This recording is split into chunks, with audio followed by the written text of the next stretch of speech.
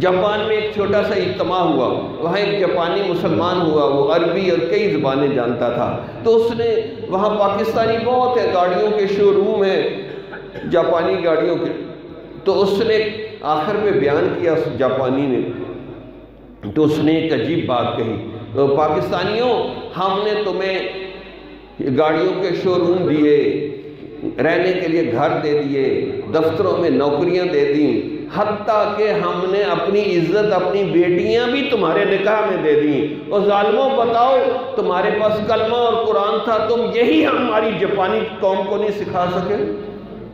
بتاؤ ظالم، نہیں تو کیا ہو؟ اب سارے چپ کر کے بیٹھ گئے۔ بھائی مال پیسہ کمانے کے لیے جاتے ہیں اور کلمہ اور قرآن لوگوں کافروں تک نہیں تم پہنچاتے؟ یہ پوچھے گا اللہ، کیونکہ اللہ نے یہ ہم سب کی ذمہ داری لگائی ہے، کوئی بھی ہو۔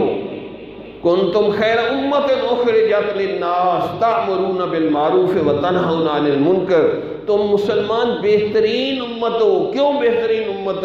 اس لیے کہ تم نیکی کا حکم کرتے رہو گے، برائی سے منع کرتے رہو گے، اور یہ پوری دنیا تک قرآن کو پہنچاؤ گے۔ اور آج ہم خود نہیں پڑھتے، خود نہیں سمجھتے، تو دوسروں تک کیسے پہنچائیں گے؟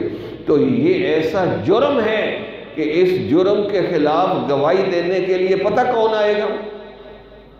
قرآن میں لکھا ہے کہ اگر بندے کے ہاتھ پاؤں نے گناہ کیے ہیں تو ہاتھ پاؤں گواہی دیں گے۔ اليوم نختم على افواہہم وتکلمنا ایدیہم وتشہد ارجلہم بما کانوا یکسبون، آج ہم بندے کے منہ پہ مہر لگا دیں گے اور اس کے ہاتھ پاؤں گواہی دیں گے کہ ہم نے یہ گناہ کیے ہیں۔ لیکن ایک گناہ ایسا ہوگا جس کے خلاف گواہی دینے کے لیے نبی اکرم صلی اللہ علیہ وسلم کو اللہ لے کے آئے گا کہ یہ اپنی امت کے خلاف حضور گواہی دیں گے۔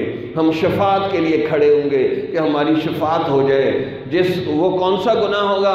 جس نے قرآن نہ سیکھا، نہ سمجھا، نہ عمل کیا، نہ کافروں تک قرآن کو پہنچایا، یہ ایسا بڑا گناہ ہوگا کہ اللہ کے نبی یہ آیت پڑھ کے اللہ کے دربار میں ہمارے خلاف گواہی دیں گے۔ وقال الرسول یا رب ان قوم اتخذوا هذا القرآن مہجورا، اور رسول کہیں گے اے میرے رب، میری اس قوم نے قرآن کو چھوڑ دیا۔